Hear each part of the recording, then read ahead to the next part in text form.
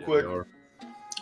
Jaden Hardy, what was it? 26 points. Josh Green, 29. Jaden Hardy, you knew me at the beginning of the year, and you agreed with me that we thought Jaden Hardy was the guy that if we had to choose out of the second round picks who could be a Malcolm Brogdon Rookie of the Year type guy, it was Jaden Hardy. And I think Jaden Hardy just has improved throughout the season, leaps and bounds. We see the scorer that he can be. But the big thing is Josh Green. That guy is the modern day 3-and-D wing you want. And he said because he doesn't have Twitter or social media, he said that he was taking a shower when they traded for Kyrie, and he got out the shower and saw 20 text messages, and his initial thought was, I just got traded.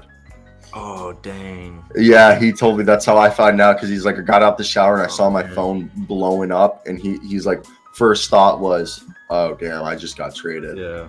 And then he like saw that it was Kyrie, and that he was like super excited to play with Kyrie. But yeah, he said his heart dropped because he like hopped out the shower and he saw his phone just blowing up. That's intense. Yeah, dude, I'm at. Goosebumps. Yeah, no, like, because people don't realize like how like being traded, especially as a young guy, like people don't realize like how much obviously you and I don't know from experience because we're not in the fucking league, but I can only imagine because I think we do a good job compared to other shows is just try to look at the emotional side, the personal side of an athlete, and like you don't realize like imagine what's going on with Spencer Dinwiddie and Dorian Finney-Smith, where they don't know if they're going to be putting in a Nets uniform. Both of them came out yesterday saying they don't know if they're going to be Brooklyn Nets. Yeah, it definitely, I think most players, trade deadline keeps you on your heels. I mean, you're about to move. Moving is one of the worst, regardless of how rich you are or how famous you are or who you are. Moving is like one of the worst things. Like you're restarting. Anybody can do. Exactly. Yeah. You're restarting everything. You're going away from all your teammates, your coaches. Meeting new people. Like the bonds you've built are being broken, and now you got to go into a new locker room that has a different energy, a different chemistry, atmosphere, and exactly.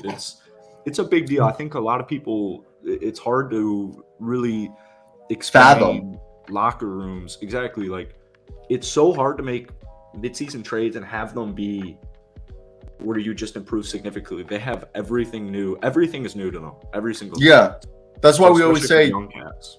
Big trades usually happen in the offseason because general managers are more willing to do those big trades because there's more time to integrate the player instead of doing it mid-season, because like you said, it's not even just the locker room or the coaching staff, the front office. You're meeting a new owner, you're walking into a new building, you got to go find an apartment, you got to pick up your shit, you might have to put it in storage, you don't know if you're going to be even on that team for when it comes to summertime. Like you got to meet all new trainers, you got to meet new owner, a new general manager, a new route to work, all these things that you got to factor in. Play basketball. Yeah, and then you got to go play basketball. So for young guys like Jaden Hardy and Josh Green to be able to navigate through this noise, obviously it's really good when your team makes a trade and it's for a guy like Kyrie Irving, where young guys like Josh Green and Jaden Hardy probably really want to play well until Kyrie gets into the lineup, because they want Kyrie to know, like, hey, even though we're young bucks, know that these young bucks can play. Yeah. Josh Green, you want to take a guess on what Josh Green's shooting at home, field goal and three? 45% to 42% from three. He's shooting 67% from the field and 54% from downtown in 20 games and 23 and a half minutes a night. What are his numbers? He has really good numbers. On the year, he's shooting about 56 from the field and 42 from downtown. That is insane. He's the modern day 3-and-D wing. It is literally unbelievable. And same thing applies to Hardy. These guys need more minutes, and I think that's what we're starting to see. And come playoff time, that's exactly what they need. They really need these guys to step up.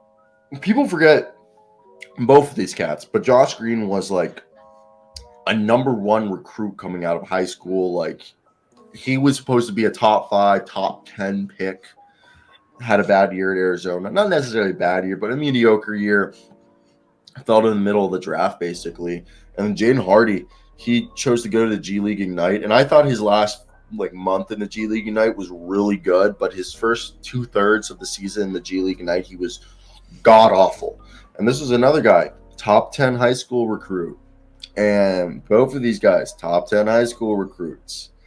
And I guess and I just think people forget they're like even though guys are top 10 high school recruits, people are so quick to write them off. Like another example, Gary Trent Jr., top 10 high school recruit, like 5-star recruit. Like these guys were talented cats who, for some reason or another, something happened because either where they played the ball in between their high school year and they're going into the NBA that made their draft stock slip, but they got steals right here, the Mavericks, and Kyrie better be happy.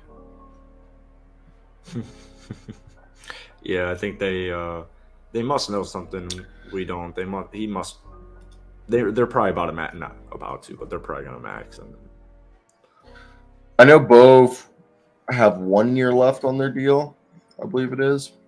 So that being said, Josh Green's got 1 more year, and I think Jaden Hardy, because they either gave him a 3-year deal or a 2+1 because he's a second-round pick. But let's talk about a team that would you say is one of the top 5 teams in the NBA right now?